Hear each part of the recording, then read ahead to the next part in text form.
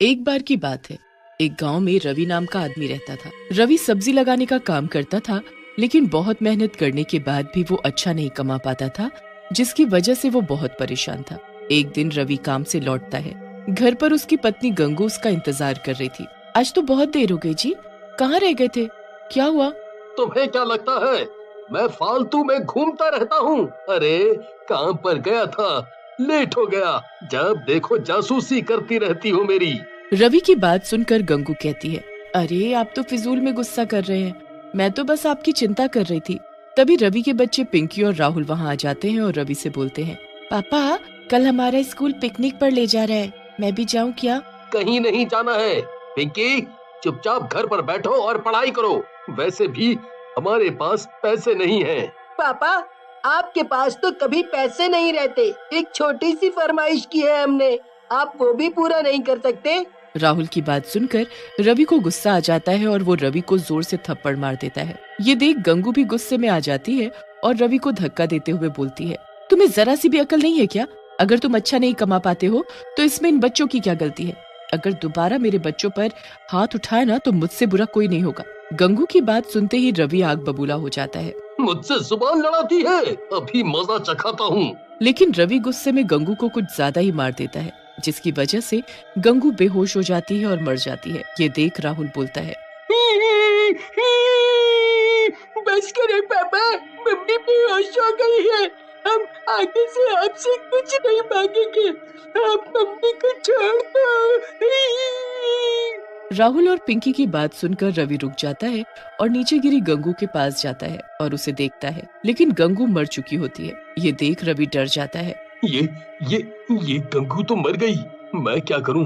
Police मुझे नहीं छोड़ेगी। मैं क्या करूं?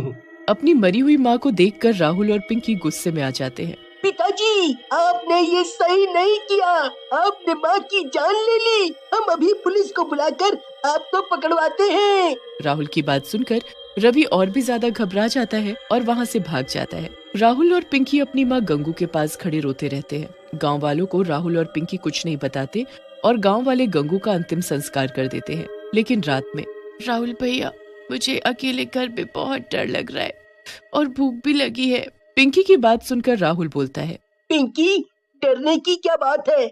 मैं हूँ ना, मेरे रहते तुम्हें चिंता करने की कोई जरूरत नहीं है। तुम रुको, मैं आता हूँ। राहुल खाने की तलाश में घर से बाहर निकल जाता है, लेकिन उसे कुछ भी नहीं मिलता और वो खाली हाथ वापस आ जाता है। लगता है पिंकी, हमें आज खाली पेट ही सोना पड़ेगा। मुझे बाहर कुछ भी नहीं मिला और घर पर भी कुछ नहीं है। राहुल की बात सुनकर पिंकी बोलती है, तुम चिंता मत करो भैया, मुझे अब भूख नहीं लगी है। फिर राहुल और पिंकी सिर्फ पानी पीकर सो जाते हैं। रात में घर पर जोरों से दस्तक होती है। राहुल और पिंकी नींद से उठ जाते हैं। फिर राहुल जाकर दरवाजा खोलता है। दरवाजे पर गंगू की आत्मा खड़ी होती है। गंगू की आत्मा को देख राहुल खुश हो जाता है।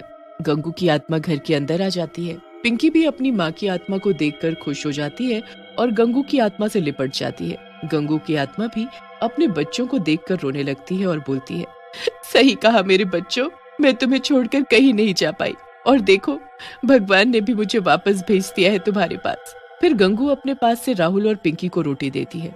दोनों भरपेट खाते हैं और सो जाते हैं। अगली सुबह गंगू राहुल और पिंकी को लेकर दूसरे गांव में चली जाती है और रूप बदलकर अंडे की रेडी लगाने लगती है। मैं उस गांव से तो बाहर आ गई हूँ भगवान, ताकि मुझे कोई पहचान ना सके। हे भगवान, मेरी मदद करना ताकि मैं अपने बच्चों को अच्छे से रख पाऊँ। फिर गंगू रोज अंडे की रेडी लगाती और अंडे और ऑमलेट बना बना कर बेचती। उसके ऑमलेट और अंडे बहुत ही ज्यादा स्वादिष्ट होते, जिसकी वजह से दूर दूर से लोग उसके पास आने लगे। गंगू बहन, तुम जो ऑमलेट बनाती हो बहुत ही स्वादिष्ट होता है। मैंने उतना बढ़िया ऑमलेट कभी नहीं खाया। गांव वाले की बात सुनकर गंगू की आत्मा बोलती है, सही में भैया, लेकिन मेरे पति को तो मेरे हाथ का खाना पसंद नहीं है। अच्छा बहन, माफ करना, आपके पति को फिर कुछ नहीं आता जाता, उसे नहीं पता स्वाद का। हाँ। जैसे जैसे समय बीतने लगा गंगू की कमाई बढ़ने लगी और राहुल और पिंकी भी खूब खुश रहने लगे। लेकिन शायद उनकी किस्मत में ज्यादा दिन खुश होना नहीं लिखा था।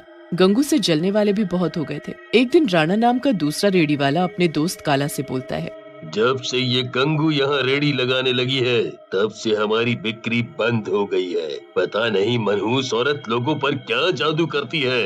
मन तो करता है इसका गला दबा दूं। सही कह रहे हो भैया, चाहता तो मैं भी यही हूँ। जब से आई है हमारी तो कमाई ही बंद करवा दी। फिर काला और राणा गंगू को मारने का प्लान बनाते हैं और एक आदमी को गंगू को मारने के लिए बुलाते हैं। वो आदमी कोई और नहीं बल्कि रवि होता है, जो कि एक गुंडा बन चुका होता है। तुम दोनों चिंता मत करो, उस अंडे वाली की मैं भुर्जी बना दूंगा, भुर्जी। बस तुम दोनों बताओ कि वो कहाँ मिलेगी। फिर रवि काला और राणा की बताई जगह पर गंगू की रेड़ी के पास पहुंच जाता है और गंगू को पीछे खड़े होकर बोलता है, ए औरत, तूने मेरे दोस्तों का काम चौपट कर रखा है। आज तेरा आखिरी दिन है। आज के बाद तू कोई भी रेड़ी नहीं लगा पाएगी। रवि की बात सुनकर गंगू की आत्मा पलटती है। रवि गंगू को देखकर हैरान रह जाता है और डरते हुए बोलता है, गंगू, तू जिंदा कैसे हो गई? मैंने तो तुझे अपने हाथों से मारा था।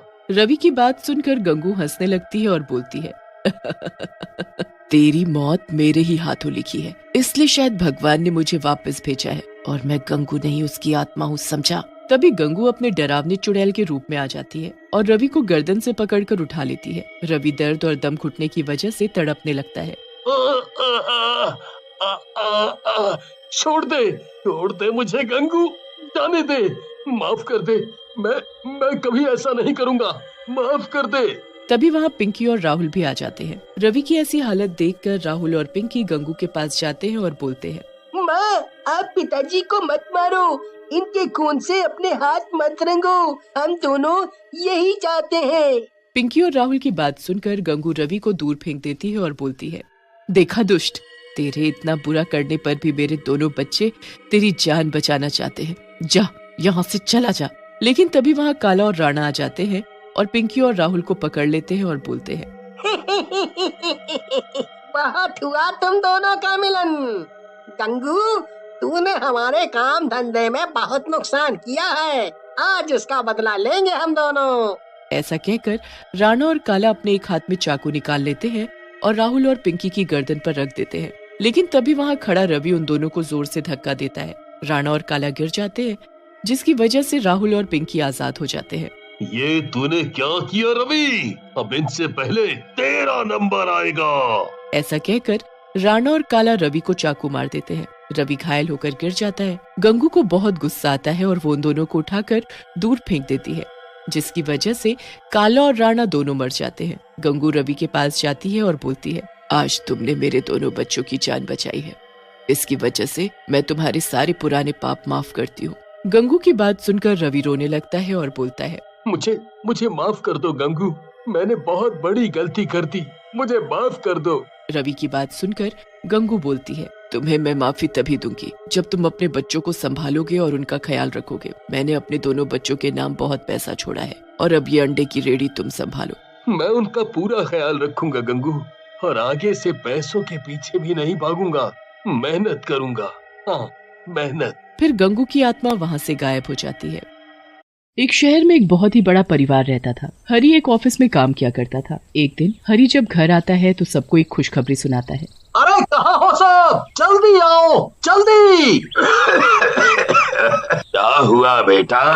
क्या हुआ हरी, क्यों शोर मचा रहे हो? अरे वाह बाबूजी, बात ही कुछ ऐसी है कि क्या बताऊं। पहले जरा विमला को आने दो, फिर बताता हूँ। हाँ जी, मैं भी आ गई, अब बताओ क्या हुआ। जिस घर के लिए मैं 4 साल से केस लड़ रहा था, वो आज मैं जीत गया। क्या सच में? हे भगवान, ये तो बहुत ही खुशी की बात है। हाँ, अब हमें इस छोटे से घर में नहीं रहना पड़ेगा। हाँ माँ, अब तो अगले हफ्ते ही हम उस नए घर में शिफ्ट हो जाएंगे। वो घर सालों से बंद पड़ा है, तो उसमें अभी कुछ काम करवाना पड़ेगा, बस। कोई नहीं जी, इतने साल इंतजार किया है तो कुछ दिन और सही। हरी अपने उस घर की मरम्मत करवाने लगता है। वो घर काफी बड़ा होता है और उसमें बहुत सारे कमरे और एक सुंदर सा बगीचा भी होता है। हरी तो बस दिन गिन रहा होता है कि कब वो अपने परिवार के साथ उस घर में शिफ्ट होगा। उस घर को ठीक करने के लिए हरी ने कुछ लोगों को काम पर लगा रखा होता है। एक दिन जब उस घर में काम चल रहा होता है तो तो हरी को अपने पीछे एक परछाई महसूस होती है। वो जल्दी से पीछे मुड़कर देखता है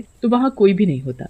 अभी तो यहाँ कोई न कोई था, शायद मेरा वहम होगा, क्या पता कोई मजदूर हो। ऐसा हरी के साथ 2-3 बार होता है, पर कभी उसे कोई दिखाई नहीं देता। घर की मरम्मत का काम भी खत्म हो जाता है और पूरा हफ्ता कैसे बीत जाता है पता भी नहीं लगता। हरी और उसका पूरा परिवार फिर उस नए घर में रहने के लिए आ जाते हैं। सब इतना बड़ा घर देखकर बड़े ही खुश होते हैं, पर बच्चे सबसे ज्यादा खुश होते हैं क्योंकि उन्हें खेलने के लिए काफी बड़ी छत और बगीचा जो मिल गया होता है। ये घर सच में बड़ा ही सुंदर है, पर इतने बड़े घर में मुझे एक काम वाली तो चाहिए ही होगी। हाँ, मैंने पहले ही एक काम वाली से बात कर ली है, वो शाम से काम पर आ जाएगी, तुम चिंता मत करो। ठीक है। शाम को शांति नाम की एक काम वाली आती है जिसे बिमला काम पर रख लेती है। बिमला को शांति के आने से काफी आराम मिलता है। एक दिन जब बिमला बगीचे की साफ सफाई कर रही होती है तभी वहाँ एक आदमी आता है। वो आदमी दिखने में कुछ अजीब ही होता है। आप कौन और क्या काम है? जी मैम साहब, मैं शांति का पति हूँ। वो शांति ने बताया था कि आपको एक धोबी की भी जरूरत है, तो इसीलिए मैं आ गया। हाँ, धोबी की तो बहुत ही जरूरत थी। काफी कपड़े हो गए हैं, ऊपर से पर्दे, चादर और जाने क्या क्या। मेरे तो बिल्कुल बस का नहीं है जो मैं इतने कपड़े धो पाऊँ। आपको चिंता करने की जरूरत नहीं है, मैं सब कपड़ा फटाफट धो दूंगा, आप बस मुझे कपड़े लाकर दे दो। ठीक है, मैं अभी लेकर आई। बिमला अंदर से कपड़े लाती है और उन सब कपड़ों की एक गठरी बनाकर उस धोबी को देने लगती है। देखो, कपड़े बिल्कुल अच्छे से चमकने चाहिए। मेरे पति को गंदे कपड़े जरा भी पसंद नहीं है। अरे मेम साहब, आप परेशान ना हो, मैं बहुत अच्छे से कपड़े धोऊंगा। हाँ। बिमला अब जाकर चैन की सांस लेती है। उसे शांति और धोबी की वजह से बड़ा ही आराम मिलता है। शांति अपनी सफाई में लग जाती है और धोबी भी कपड़े लेकर वहाँ से चला जाता है। बिमला आराम से बगीचे में जाती है क्योंकि उसे तो घर का कोई काम करना ही नहीं पड़ता। कुछ देर बाद धोबी वापस आ जाता है। बिमला दोबारा उस धोबी को आते देख हैरान होती है। हे भगवान, ऐसा ना हो कि कपड़े धोने को मना कर दे। ये लीजिए मेम साहब, आपके कपड़े। अरे भैया, क्या बात हो गई? आपको पैसे कम लग रहे हैं तो मैं कुछ पैसे भी दे सकती हूँ, पर आप ऐसे कपड़े धोने से मना मत करना। आप ये कैसी बात कर रही हो मेम साहब, मैं तो कपड़े धोकर ही लेकर आया हूँ। कपड़े धोकर भी ले आए? पर तुम अभी तो कपड़े लेकर गए थे, तो इतनी जल्दी कैसे कपड़े धुलकर सूख भी गए? अरे मेम साहब, मैं बहुत ही फटाफट काम करता हूँ, यही तो खूबी है मेरी। चलो अच्छी बात है, मैं तुम्हारा हिसाब महीने के आखिर में किया करूँगी। बाकी तुम कपड़े लेने हर 2 दिन बाद आ जाए करना। कभी अगर कपड़े नहीं हुए तो मैं शांति को बता ही दूंगी। नहीं नहीं मेम साहब, उसको नहीं बताना, मैं खुद ही आ जाया करूँगा। कपड़े हुए तो ठीक और नहीं भी हुए तो भी ठीक। अब तो हर 2 दिन बाद वो धोबी कपड़े लेने आया करता, पर वो कुछ ही देर में कपड़े धोकर वापस भी ले आता था। बिमला को ये बात बड़ी अजीब लगने लगी थी। गर्मियों हो या ठंड, पर कोई भी कैसे इतनी जल्दी कपड़े धोकर और उन्हें सुखाकर वापस ला सकता है। एक दिन इस बारे में शांति को बोल ही देती है। शांति, तुम्हारा पति बड़ी जल्दी ही काम नहीं कर देता? मेरा पति? आप मेरे पति को कैसे जानती हो? कैसी बातें कर रही हो शांति, तुम्हें तो पता ही है कि वो हमारे कपड़े धोता है। मेरे पति कपड़े धोता है? ये आप क्या बोल रही हो मालकिन? मेरा पति तो दूध बेचता है, वो कब से कपड़े धोने? अरे पर तुमने ही तो उसे यहाँ भेजा था। आप ये सब क्या बोल रही हो मेम साहब? मैं उसे क्यों यहाँ भेजूंगी? वो दूध बेचता है और सुबह से शाम तक शहर से बाहर रहता है। उसे तो आपके घर का रास्ता भी नहीं पता, तो वो यहाँ कैसे आ सकता है? वो तुम्हारा पति नहीं है तो आखिर ऐसे झूठ बोलकर कौन हमारे घर आ रहा है? मुझे इसका पता लगाना ही होगा। एक तो मुझे पहले से ही अजीब लग रहा था क्योंकि कोई भी 10 मिनट में ढेर कपड़े धोकर और उन्हें सुखाकर कैसे ला सकता है? 10 मिनट में? क्या बात कर रही हो मेम साहब? मुझे तो जरूर ये राजू ही लग रहा है। राजू? ये राजू कौन है? वो एक धोबी था मेम साहब। एक दिन जब वो नदी के पास बैठकर कपड़े धो रहा था तो अचानक जाने कहां से वहाँ एक मगरमच्छ आ गया और उसे खा गया। उसके मरने के बाद भी बहुत बार लोगों ने उसी जगह किसी को कपड़े धोते देखा है, जबकि वहाँ तो कोई धोबी नहीं जाता। मुझे तो तुम्हारी ये बात सुनकर बहुत ही डर लग रहा है। अगर वो कोई भूत है तो अब मैं क्या करूंगी? आप घबराओ मत मेम साहब। एक काम करो, आज या कल जब भी वो धोबी कपड़े लेने आएगा तो बिल्कुल वैसे ही रहना जैसे आपको कुछ पता ही नहीं है। उसके बाद आप और मैं उसका पीछा करके देखेंगे कि आखिर में वो सच में भूत है भी या नहीं। हाँ, ये सही तरीका है, पर तुम मेरे आसपास ही रहना क्योंकि मुझे बहुत ही डर लग रहा है। आप चिंता मत करो मेम साहब, मैं आपके आसपास ही रहूंगी। अगले दिन जब शांति और बिमला दोनों रसोई में काम कर रहे होते हैं तभी कोई बेल बजाता है। बिमला और शांति दोनों चौंक जाते हैं। लगता है वही धोबी आया है। इस वक्त वही आता है। आप डरो मत और जाकर दरवाजा खोलो। बिमला और डरते डरते बाहर जाकर दरवाजा खोलती है तो सच में वही धोबी बाहर खड़ा होता है। बिमला के तो होश ही उड़ जाते हैं। वो डरते डरते उससे पूछती है, तुम आ गए? हाँ मैम साहब, अब जल्दी से मुझे कपड़े ला कर दे दो। बिमला जल्दी से अंदर जाती है और ढेर सारे कपड़े लाकर धोबी को दे देती है। उसके बाद धोबी वहाँ से चला जाता है। धोबी के निकलते ही बिमला शांति के पास जाती है। और फिर दोनों मिलकर उस धोबी का पीछा करती हैं। धोबी कुछ ही दूरी पर जाकर एक भूत में बदल जाता है। हे भगवान, ये तो सच में भूत ही है। मैंने आपसे कहा था ना मेम साहब कि मुझे वो राजू का भूत ही लग रहा है। देखो मेरी बात सच हो गई। हाँ शांति, ये तो सच में भूत निकला। मुझे तो कभी शक ही नहीं हुआ था। खैर अब हम क्या करें? ये भूत मेरे ही घर क्यों आता है और चाहता क्या है? वो तो हमें इसके पीछे पीछे जाना पड़ेगा, तभी शायद कुछ पता चले। शांति और बिमला दोनों भूत का पीछा करती हुई नदी तक पहुंच जाती है। वहाँ भूत सारे कपड़े लेकर एक किनारे बैठ जाता है और फिर उनको पटक पटक कर धोने लगता है। शांति और बिमला दोनों एक पेड़ के पीछे छिपकर ये सब देख रही होती है। बस एक दिन और बाकी है। कल अमावस की रात है। कल हरी के कपड़े धोने के बाद रात को मुझे उस आदमी का शरीर मिल जाएगा। फिर मुझे भूत की जिंदगी जीने की कोई जरूरत नहीं है। हे भगवान, ये भूत क्या बोले जा रहा है? ये तो मेरे पति के कपड़ों पर जादू कर रहा है ताकि उनके शरीर पर कब्जा कर सके। मुझे उनको बचाना होगा। आप जल्दी से मेरे साथ चलो। पर कहाँ शांति? मैं किसी को जानती हूँ जो हमें इस मुसीबत से निकाल सकता है। चलो अब जल्दी चलो, हमारे पास वक्त नहीं बचा है। शांति बिमला को एक तांत्रिक के पास लेकर जाती है। वो तांत्रिक को सारी बात बताती है। मैं सब समझ गया हूँ। तुझे डरने की जरा भी जरूरत नहीं है। ये ले भभूत, और आज रात जब तेरा पति अपने गंदे कपड़े उतारेगा तो ये उन कपड़ों में छिड़क देना, और फिर जब वो भूत कल तेरे घर आएगा तो वो कपड़े उसे धोने को दे देना। बिमला बिल्कुल वैसा ही करती है। वो घर जाकर अपने पति के गंदे कपड़ों में भभूत छिड़क देती है और बाकी कपड़ों के साथ एक पोटली में बांध देती है। अगले दिन फिर से वही भूत धोबी के भेस में कपड़े लेने आता है। बिमला उसे वो पोटली पकड़ा देती है। फिर वो धोबी का पीछा करने लगती है। धोबी वो पोटली लेकर वहीं नदी के किनारे जाता है और रात होने का इंतजार करने लगता है। जैसे ही अंधेरा होता है वो भूत उस पोटली को खोलकर उसमें से हरी के कपड़े निकालकर जादू करना शुरू कर देता है। अब मैं इन कपड़ों पर जादू करके इनको पहन लूंगा और फिर हरी के शरीर को अपने वश में कर लूंगा। उसके बाद मेरे पास अपना एक शरीर होगा। भूत जादू करने के बाद जैसे ही उन कपड़ों को पहनता है तो कुछ ही देर बाद उसका शरीर आग की तरह जलने लगता है। भूत बुरी तरह चिल्लाने लगता है। ये क्या हो रहा है? ये क्या हो रहा है? मैं जल क्यों रहा हूँ? ये मुझे क्या हो रहा है? कुछ ही देर में उसका शरीर राख बन जाता है। बिमला खुशी खुशी अपने घर जाती है और अगले दिन शांति को सारी बात बताती है।